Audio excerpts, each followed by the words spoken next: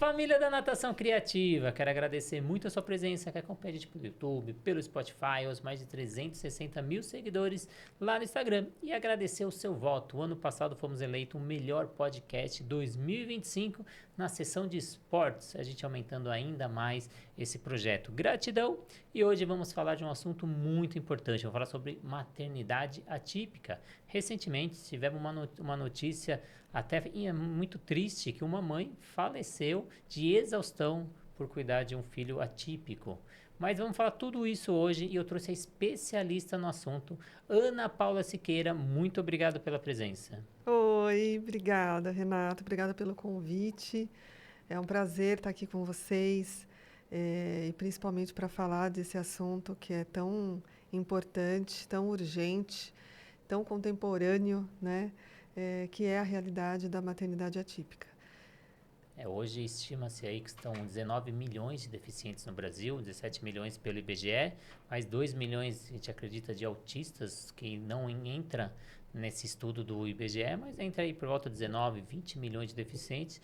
E a gente precisa entender o que é essa família, o que é essa mãe, o que esse pai está passando e como estruturar essa família. E ninguém melhor que a psicóloga para falar sobre isso. Essa família que está hoje em dia atuando aí, a gente às vezes não enxerga, não vê eles no dia a dia, principalmente no esporte. Às vezes é necessário o esporte e a gente não vê essa população, mas isso está mudando. Então, hoje a inclusão é obrigatória em escola, aula de inglês, natação, academias. Então a gente está dando esses passos, mas vou trazer aqui muita informação para você, que é mãe, pai. Mas antes de entrar nesse assunto, vamos agradecer os nossos parceiros, a Flote, materiais de natação, mais de 400 materiais no catálogo da Flote. Tudo com ISO 9001, alta durabilidade e muito material para você trabalhar com crianças atípicas, materiais coloridos, materiais para você conseguir parear de um lado para o outro. Vale muito a pena entrar no site da Flote. A plataforma Educar, com mais de 200 cursos, inclusive cursos para você trabalhar com autismo, deficientes, diversos cursos nessa área, tudo para você estudar aí no conforto da sua casa com certificado. O aplicativo da SwimTrack que te assessora no monitoramento do seu aluno, faça avaliação pedagógica e se você tem a sua avaliação com o seu grupo também atípico, você consegue introduzir dentro do aplicativo. Sobrasa, Sociedade Brasileira de Salvamento Aquático, visa a redução no número de casos de afogamento. Se você não sabe, a segunda principal causa de morte em crianças é o afogamento. E em crianças atípicas, isso aumenta 4 vezes mais, porque a criança ela explora muito mais o ambiente e a tendência dela entrar no ambiente aquático e ter um incidente é muito grande. Então, aulas de natação salvam vidas. Se você é mãe e pai de uma criança atípica, é muito importante você colocar nas aulas de natação, que já tem estudos que quem faz aula de natação tem 88% de chance de sair de uma situação problema de quem não tem. A Raizo, nova metodologia no mercado, trabalhando gamificação dentro da piscina. Se você está à procura de uma metodologia e ainda não achou, essa é metade do preço do concorrente. Mas vamos para o que a gente veio hoje, vamos falar de maternidade atípica. Mas antes, Ana, explica para o nosso público como você chegou nesse tema, como foi a sua trajetória profissional? Pois é, estou formada há 20 anos, né? E eu iniciei a minha carreira dentro da psicologia da infância. Comecei atendendo as crianças e quando você atende a criança, você tem que também fazer a orientação parental, que é a orientação dos pais, né? Então, eu fui seguindo nesse caminho. Foram chegando também os adolescentes. Eu me especializei em desenvolvimento infantil, depois em adolescência, né? Até que eu me tornei mãe, até que eu engravidei. E quando meu filho, há 5 anos atrás, quando meu filho tinha 5 anos, com 4 anos, em plena pandemia, eu comecei a perceber alguns comportamentos diferentes dele, né? Alguns atrasos, né? Como eu sou da área, isso foi ficando um pouco mais claro para mim. Aí eu conversei com uma colega que é psicomotricista e ela pediu para ele fazer uns desenhos, ele mandou os desenhos, eu mandei os desenhos para ela. Ela falou, já devia estar melhor, né? E eu já tinha estranhado, ele tinha demorado para falar, ele tinha demorado um pouquinho para andar, mas aquela história, eu fui conversando com outros especialistas, né? Porque aquela história, a gente que é da área, parece que a gente fica meio neurótica, né? E aí todo mundo, não, calma, às vezes é o tempo dele, nananã. E com 4 anos ele foi para psicomotricista, ela já viu que tinha um atraso. A gente começou a trabalhar em clínica, depois ela levou, quando abriu, né, a gente saiu do lockdown e pôde ir para a água, ela levou ele para a água, porque ela também é professora de natação, e aí ela foi trabalhando toda a parte motora dele. Até que chegou uma hora que ela falou, bom, estou trabalhando a parte motora, mas a gente vai precisar de uma psicóloga aqui, vamos precisar de uma avaliação psicológica, né? E aí eu levei ele para avaliação psicológica e foi aí que a gente teve a hipótese diagnóstica do autismo com o TDAH. Um ano depois, fizemos de fato toda a avaliação, porque ele não tinha idade suficiente ainda. Um ano depois fizemos e aí realmente o neurologista bateu o martelo. E aí ele foi diagnosticado com autismo, TDAH, e hoje a gente está aí nessa corrida com todas as terapias, né, que é preciso para uma criança que está dentro dessa condição. E aí eu fui mergulhar nisso. Eu tinha um certo conhecimento de autismo, mas não era especialista no assunto, né? E não me tornei uma especialista em autismo. Tem gente que fala, eu posso mandar? Não, eu não sou especialista em autismo. Eu sou uma psicóloga especializada em parentalidade e educação emocional. Só que eu fui estudar, obviamente, para entender o universo do meu filho, para entender esse universo. E como eu sempre fiz muita orientação a mães, a pais, eu fui percebendo o meu dia a dia como mãe atípica, né? O que é uma mãe atípica? É uma mãe que tem um filho dentro de uma condição, dentro de um distúrbio, né? Com alguma alteração. E aí eu fui mergulhando nisso, e fui dentro da minha realidade, dentro da minha maternidade, do dia a dia, das terapias, a corrida com o convênio, né? Até o convênio entender, aceitar, os médicos. Todos nós sabemos, existem profissionais e profissionais em todas as áreas, né? Então, teve neurologista que nem olhou para o meu filho, né? E teve neurologista que ficou comigo uma hora conversando, perguntando o desenvolvimento dele, né? E todos os outros profissionais que atendem, que já atenderam o meu filho. E aí a gente vai vivendo essa angústia. Eu tive que trabalhar na minha terapia, né, a maternidade, o luto da maternidade idealizada. E aí eu resolvi, através da minha necessidade, começar a atender essas mães.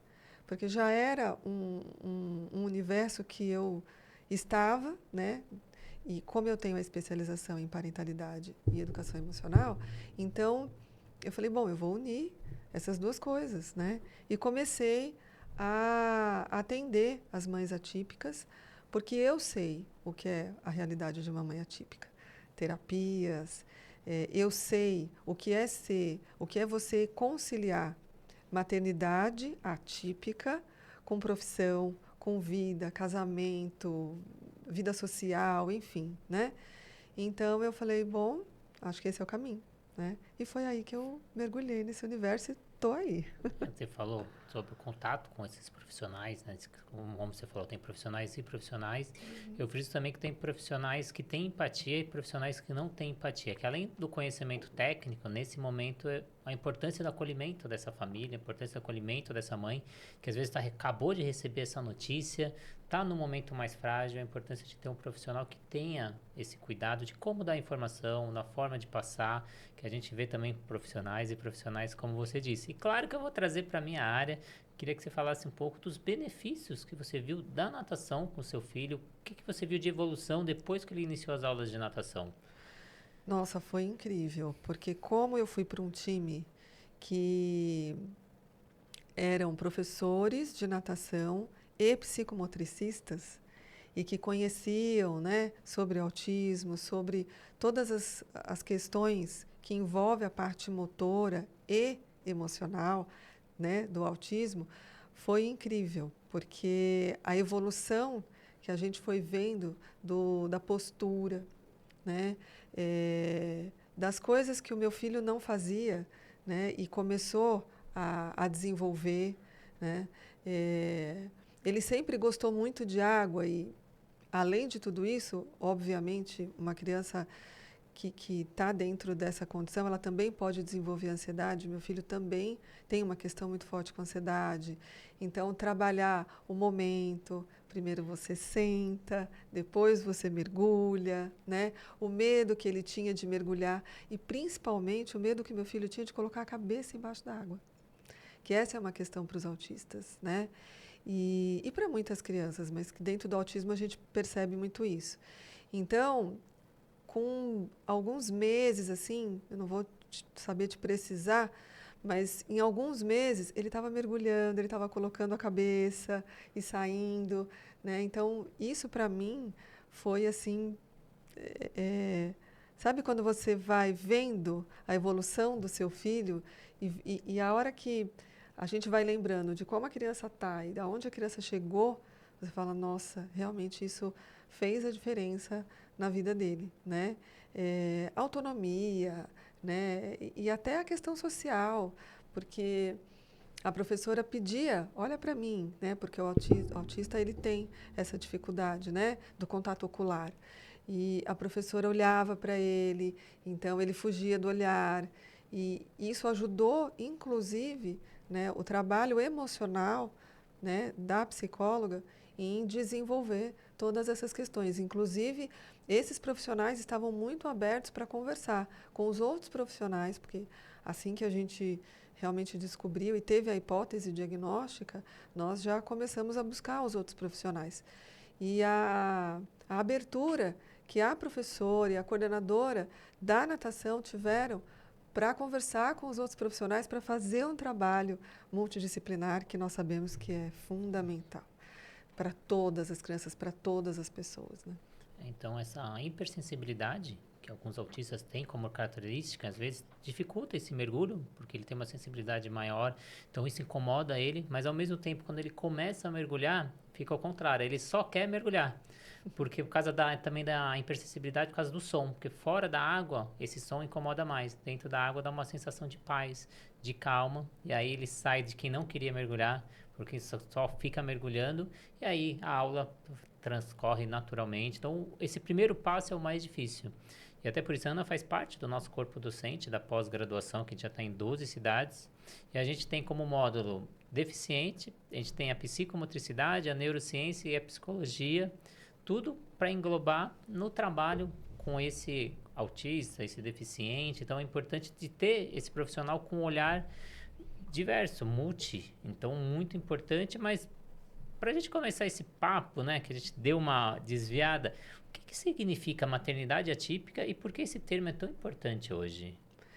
É muito importante porque nós estamos tendo aí muitas crianças sendo diagnosticadas. E eu quero falar uma coisa aqui, Renato, que eu acho fundamental, muito importante, que eu falo para os alunos na pós, inclusive, né? Você que é um educador, né? Eu acho que você deve ter muito educador aqui na sua audiência, mas até para você que não é um educador, que não é um profissional da área, eu acho que é importantíssimo a gente trazer essa informação. Não virou moda, não existe uma moda de diagnóstico. O que existe hoje é que nós temos a informação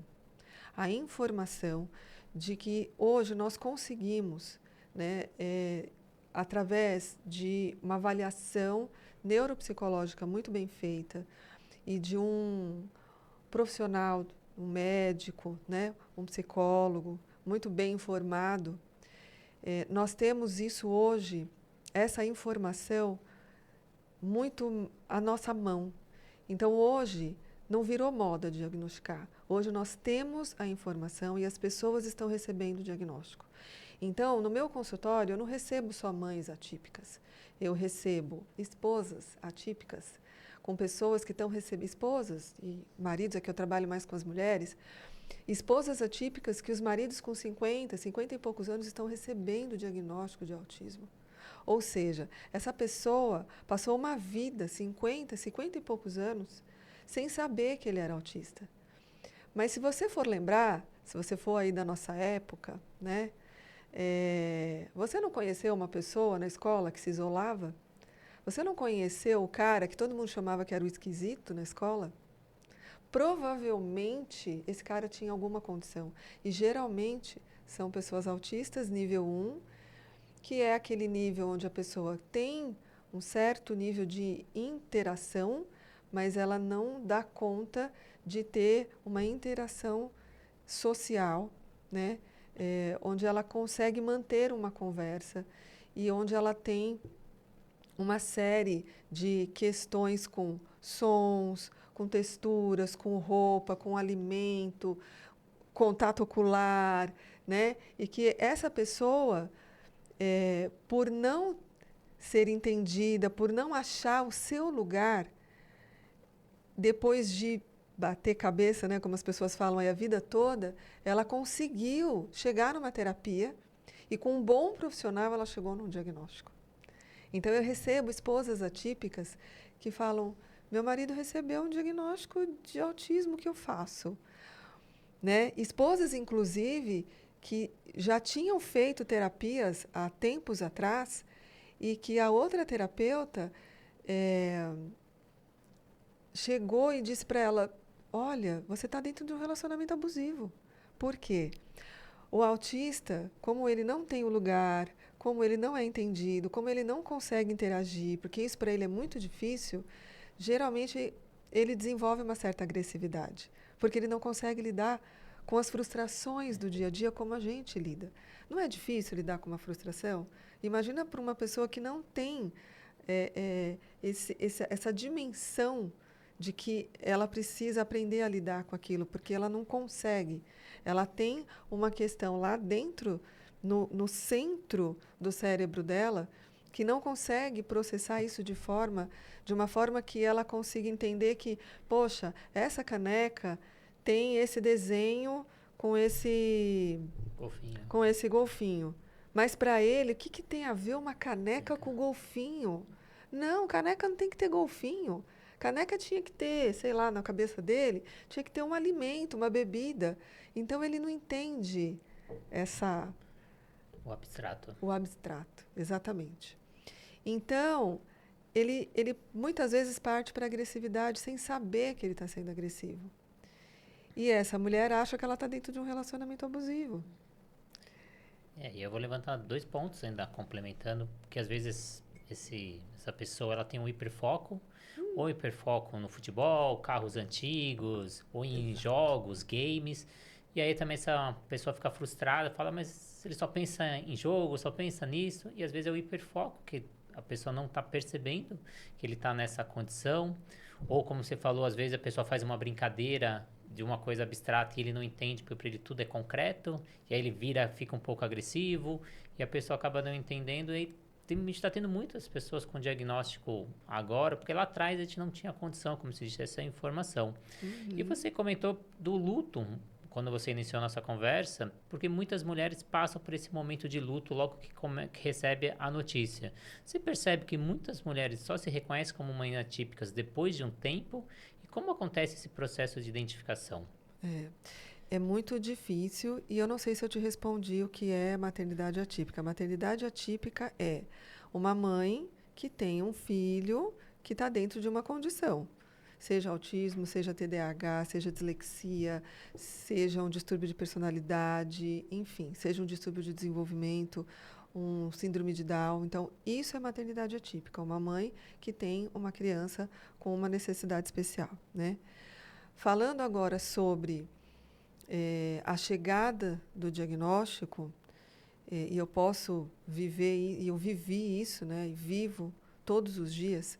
Primeiro, todos nós, você tem filhos, né? Como foi para você quando o seu primeiro filho ou filha nasceu e você começou a dar conta da sua paternidade? Você tinha uma ideia de como era a paternidade. Quando a sua filha, o seu filho foi crescendo, não foi totalmente diferente? Completamente. Completamente diferente. Então, é isso, né? Quando nós resolvemos ser pai e mãe, eu gosto muito de fazer uma analogia, que é a seguinte. Você resolve ser pai e mãe é como se você quisesse fazer uma viagem para a França.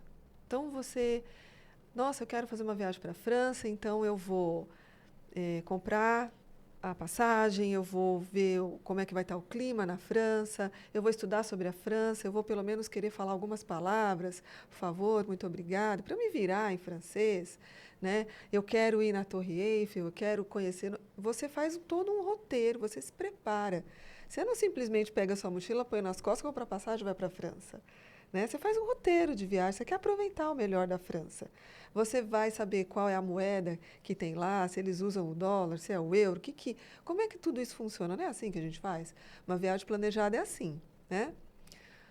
Quando nós decidimos ser pais e mães, a gente se planeja, como a gente se planeja para ir para a França. Só que na hora que você foi, pegou o avião direto, Brasil, França, Paris, sei lá, para onde você vai. Quando você aterrissou, o avião começa a aterrissar, o comandante fala que você está na China. Não, mas peraí, gente. Eu comprei. Peraí, eu estava indo para a França, mas você não chegou na França. Você chegou na China. Na maternidade atípica, você não só aterrissa na China, como você está sem sua bagagem de mão. Você está sem nada. É como se estivesse sem passaporte, sem bagagem de mão, não falando a língua, num lugar completamente diferente que você não... É tudo diferente. E aí você tem que se reinventar. E eu sempre falo para os pais, sempre falei em orientação parental, ser pai, ser mãe é se reinventar o tempo todo.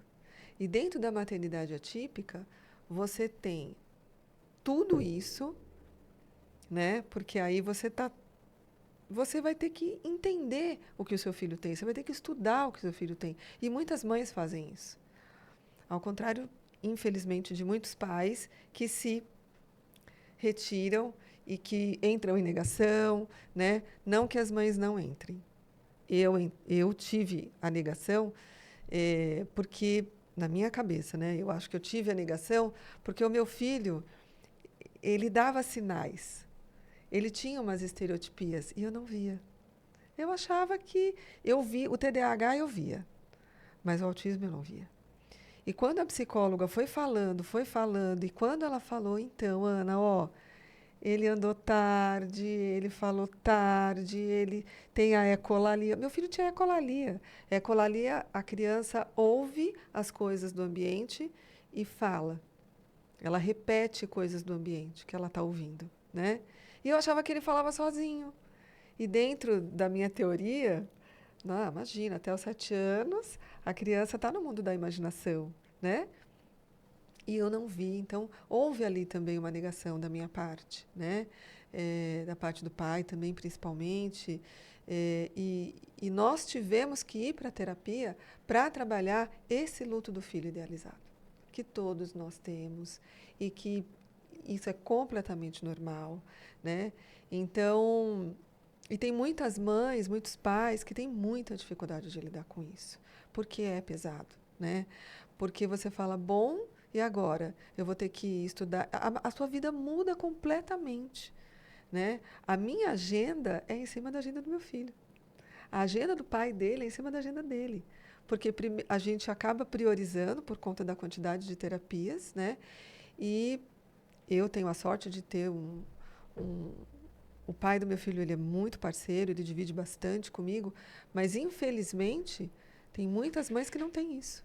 Como essa mãe, que era uma mãe atípica, sozinha, uma mãe solo, que não tinha rede de apoio. Isso é uma coisa muito importante. Construir uma rede de apoio, né? Porque muitas vezes tem muitos pais também que colocam o filho embaixo do braço e falam, não, é responsabilidade minha, ninguém tem nada a ver com isso.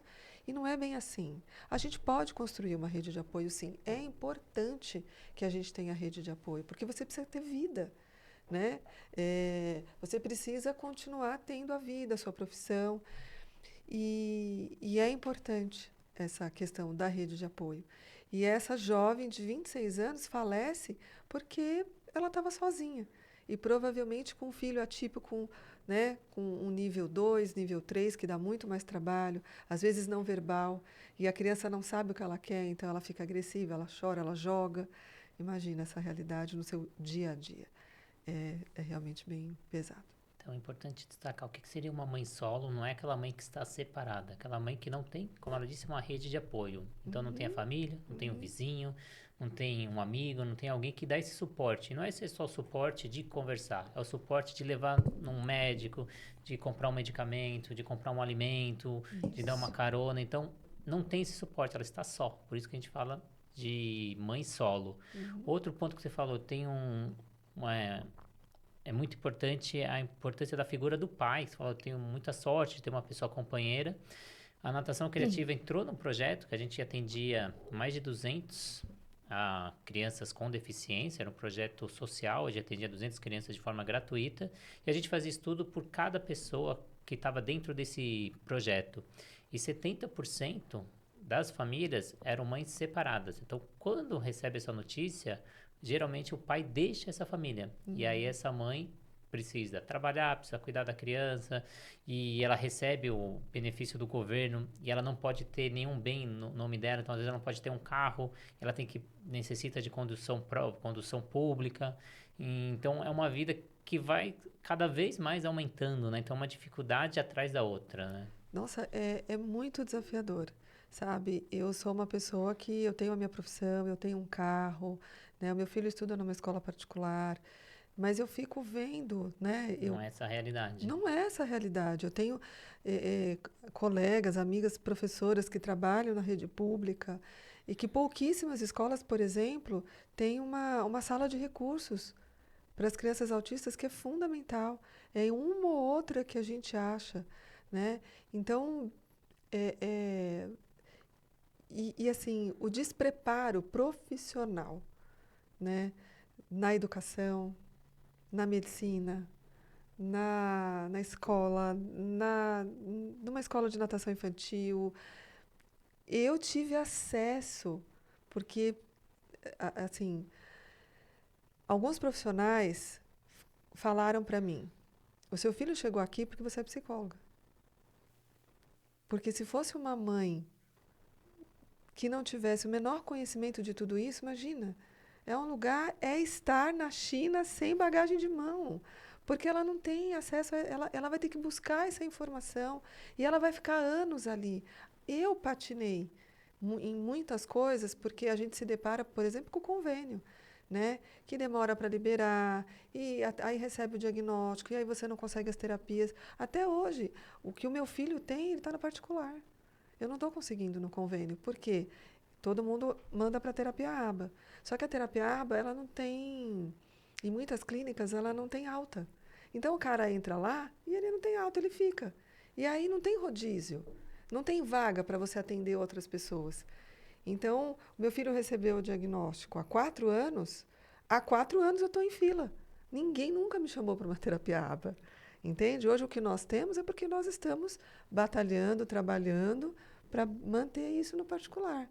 Mas uma mãezinha que mora numa comunidade, que o filho estuda numa escola pública, mal ele consegue ir para uma terapia. Ele fica ali na rede pública e vai se virando. E vai se virando. E essa mãe muitas vezes está sozinha, né?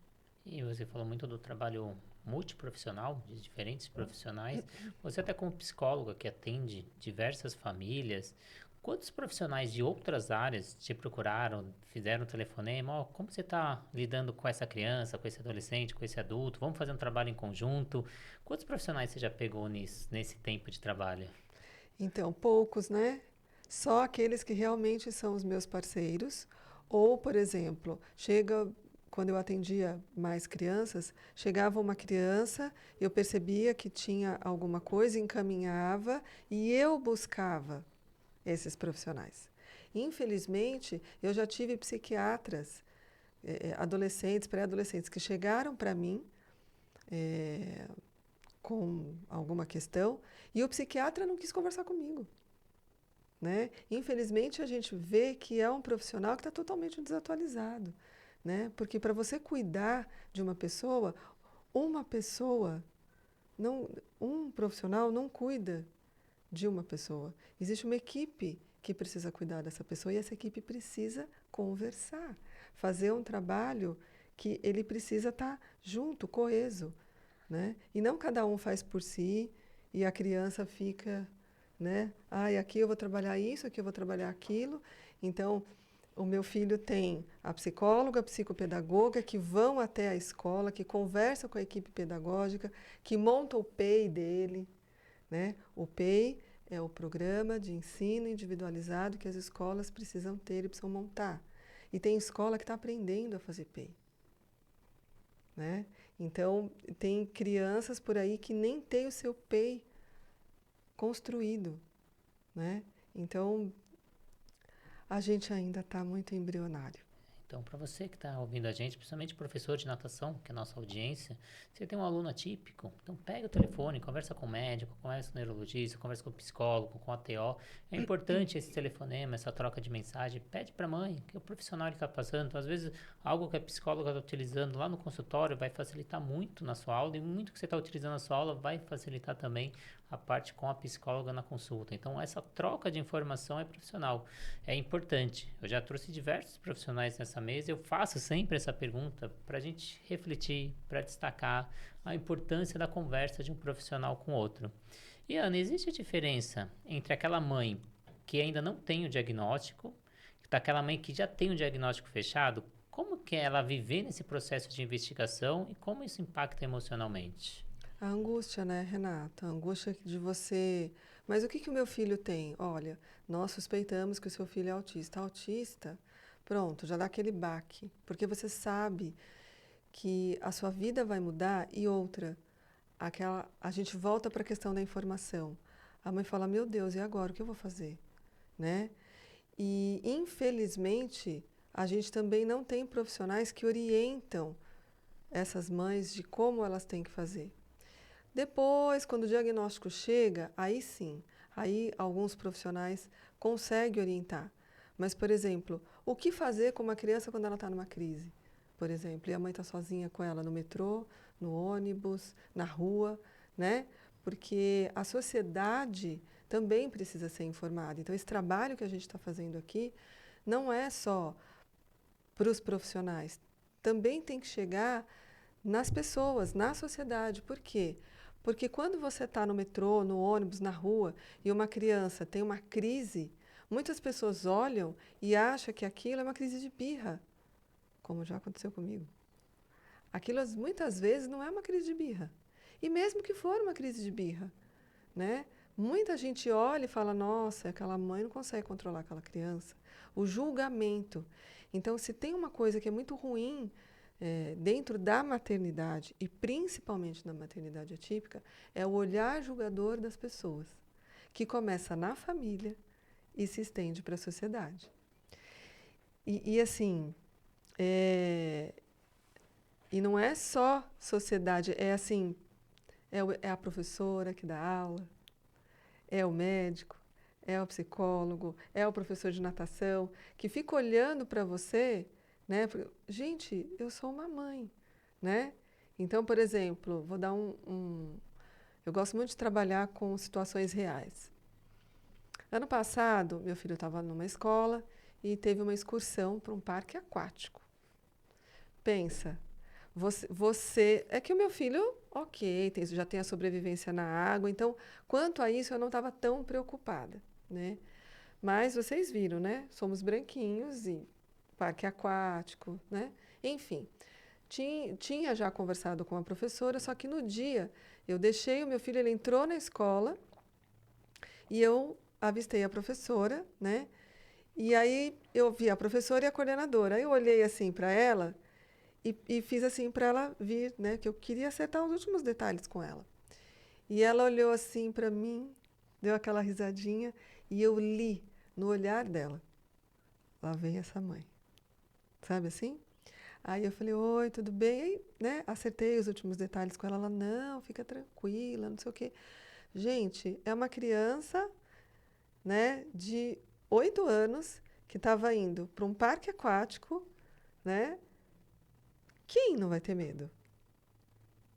E uma criança atípica, né? Ele se vira, ele tem autonomia, a gente já trabalhou, a gente conversou muito com ele, tudo bem, mas eu acho que falta sabe, esse olhar mais empático, talvez, de você entender que existe uma angústia naquela mãe, né? Então, quando eu recebo uma mãe no consultório, seja de qualquer situação, eu vou entender que aquela mãe tem uma angústia e que ela precisa sair dali com um mínimo Acolhimento. isso, obrigada, acolhimento possível, né? Não é simplesmente jogar uma informação. E essa frase, gente, fica tranquila, ela me irrita. Eu preciso dizer que ela me Sim. irrita, né? Porque isso é muito comum, as pessoas falam, fica tranquila. Ah, tá bom.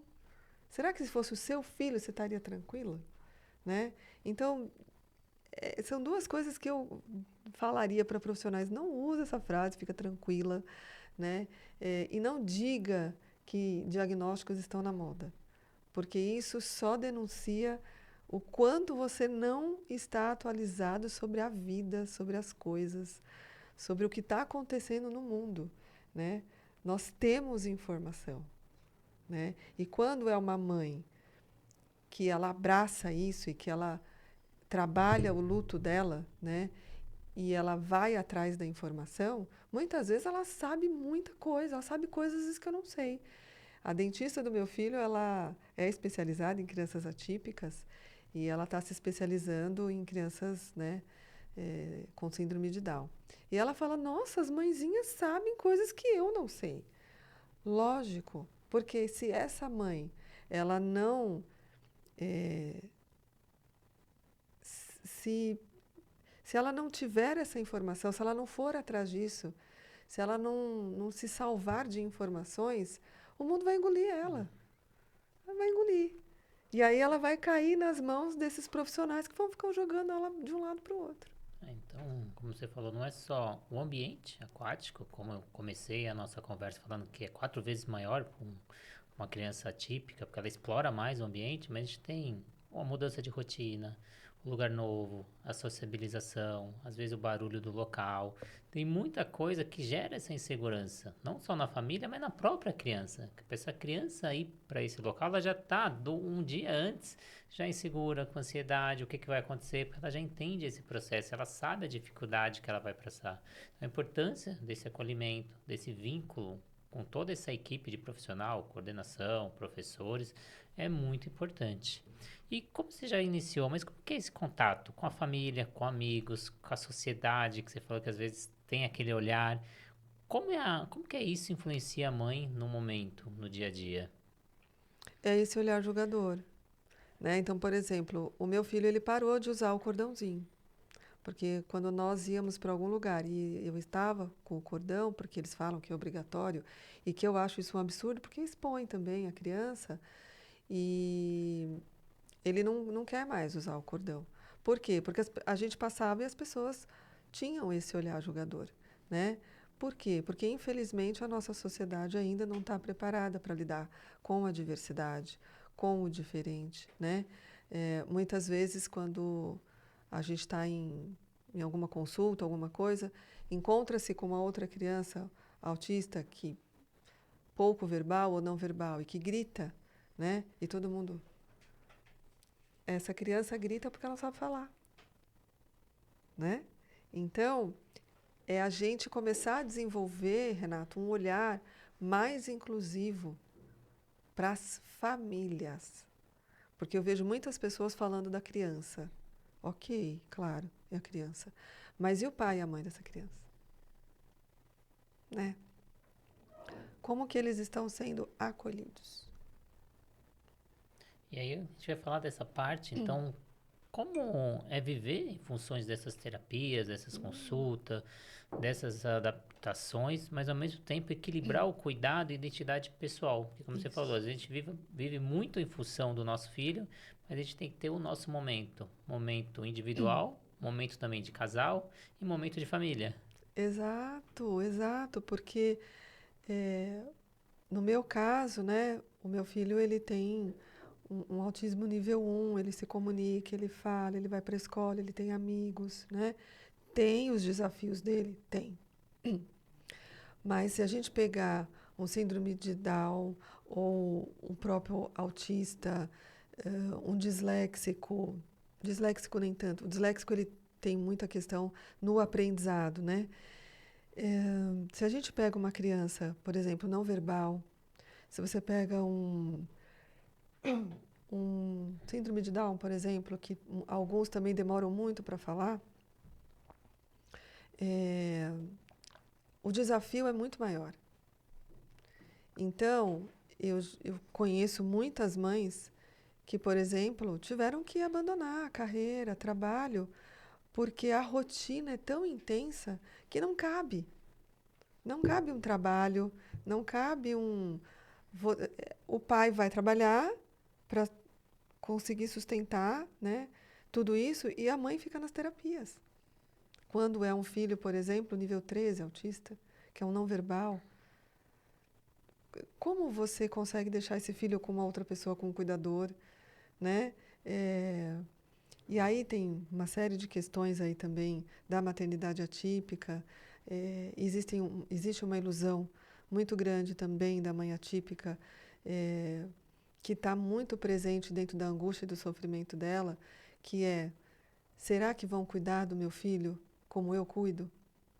Né? Então, existe isso.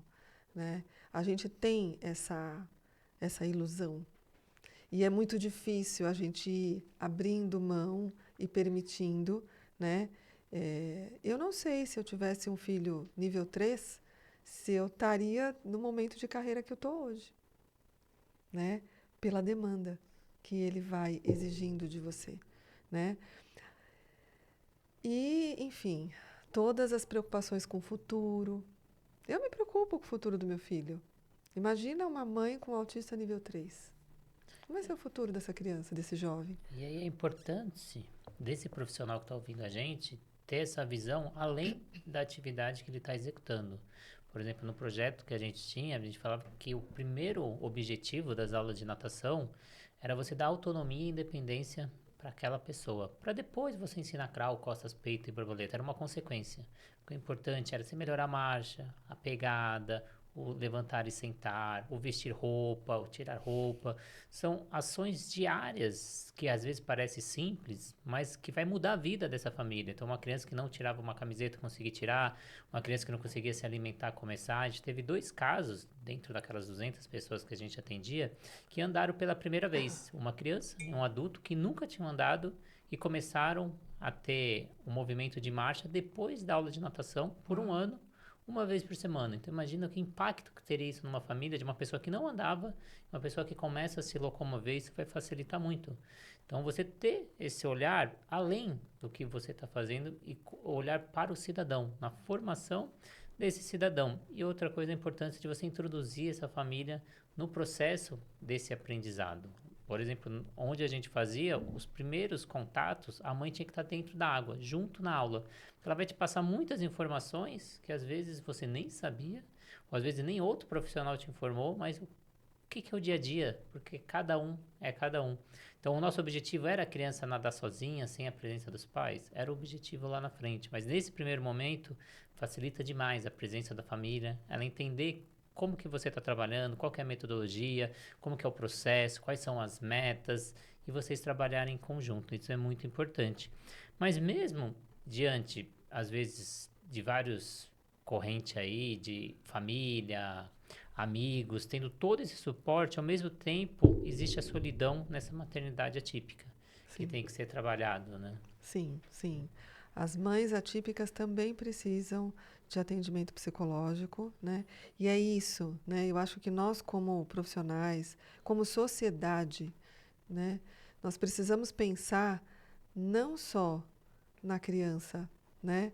Mas no cuidar de quem cuida, né? Esse cuidado com as mães, com os pais, precisa de atendimento psicológico, precisa de roda de conversa, ela precisa ter um tempo para ela, né? Ela precisa aprender a desenvolver esse tempo para ela, porque quando a maternidade atípica chega, você fala, bom, é isso, eu tenho uma criança completamente dependente de mim, eu não sei se uma outra pessoa vai cuidar como eu cuido, ela tem uma série de necessidades, ela tem uma agenda de terapias, então você se devota, né? Você se devota completamente para essa criança, a sua vida fica em cima disso e naturalmente você vai esquecendo de você, da sua vida.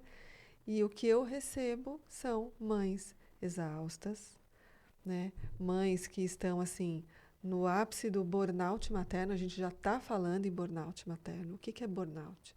Burnout é um termo que é muito usado na, no meio corporativo, né? De pessoas que chegam num estresse muito grande por conta, né, de horas e horas e horas e horas de trabalho sem descanso. Então, essa pessoa começa a desenvolver ansiedade, pânico, enfim, ela começa a ter alguns sintomas. E nós já estamos falando em burnout materno, dentro da maternidade atípica. Porque uma mãe que abandonou tudo só para cuidar desse filho, que ela não tem tempo para ela, que tem todos os dias uma rotina de terapias, né? Com uma criança que tem crise quase todos os dias, e ela precisa administrar isso, muitas vezes com pouquíssima rede de apoio, né? Porque as pessoas muitas vezes não querem se envolver, ela vai desenvolver uma exaustão, ela vai desenvolver um burnout materno.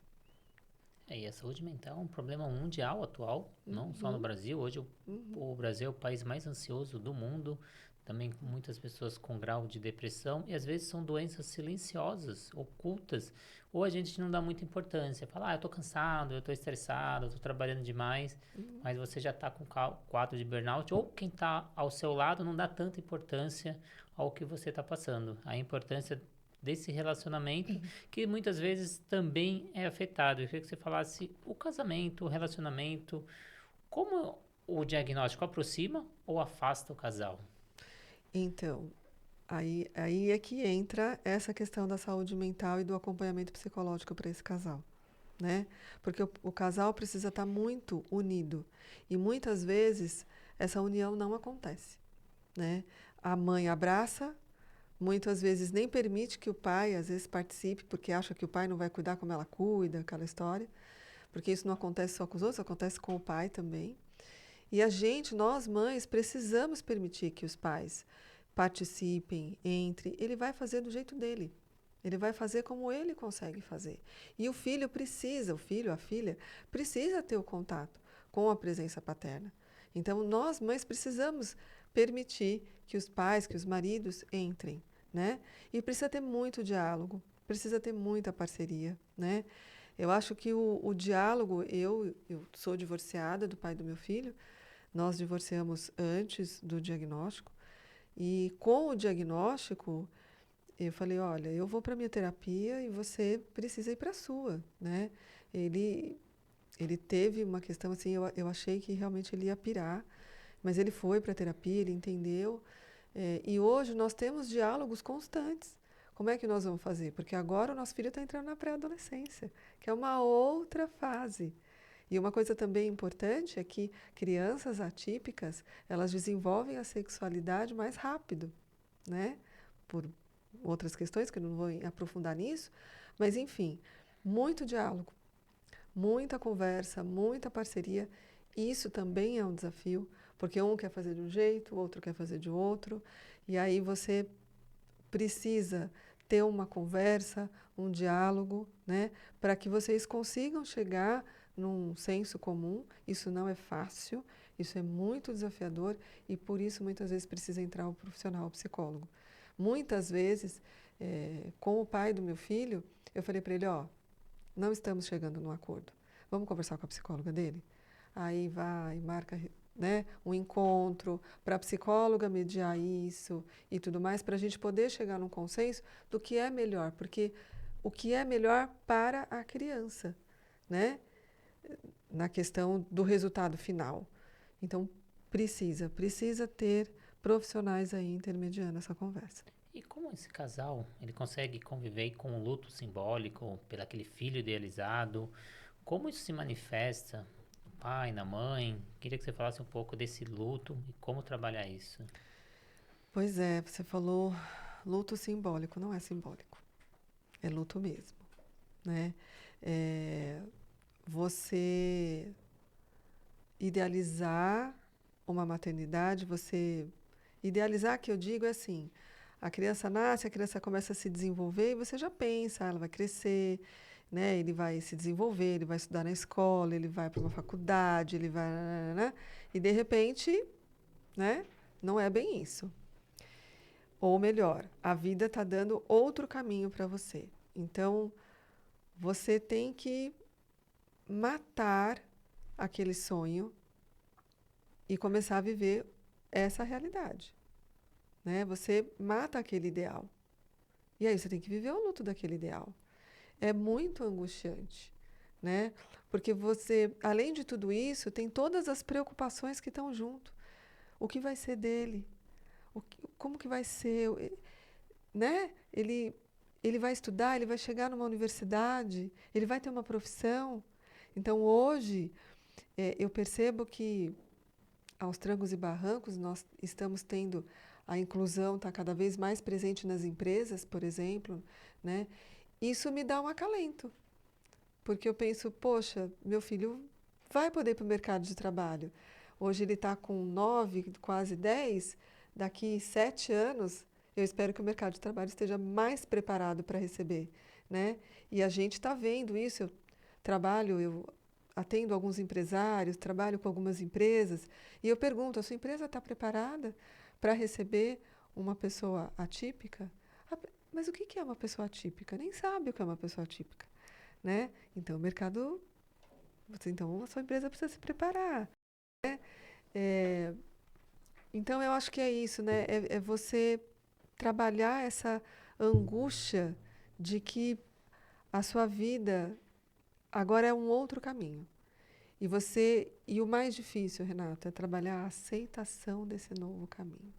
Você falou das empresas muitas vezes não estão nem preparadas para prestar serviço para esse público, quanto mais para receber eles diariamente para fazer um trabalho, né? Então, como você falou, a gente está embrionário, mas podcast como esse, formações como a gente está fazendo, é o que a gente está querendo mudar. Então, são passos para a gente pensar daqui 5, 10 anos, fazer essa mudança. Queria que você falasse um pouco dos seus projetos, Ana, como as pessoas te acham, para quem está curioso, quer fazer uma terapia, é só presencial aqui em São Paulo, onde que é seu consultório, pode fazer digital, não pode? Pode, pode. Eu atendo online e também presencial. Presencial, estou aqui em São Paulo, na Zona Sul de São Paulo, próxima ali ao Giovanni Gronchi, no Morumbi. Eu tenho também os atendimentos online. Estou me especializando em maternidade atípica. Estou atendendo mães atípicas com planos terapêuticos, tá?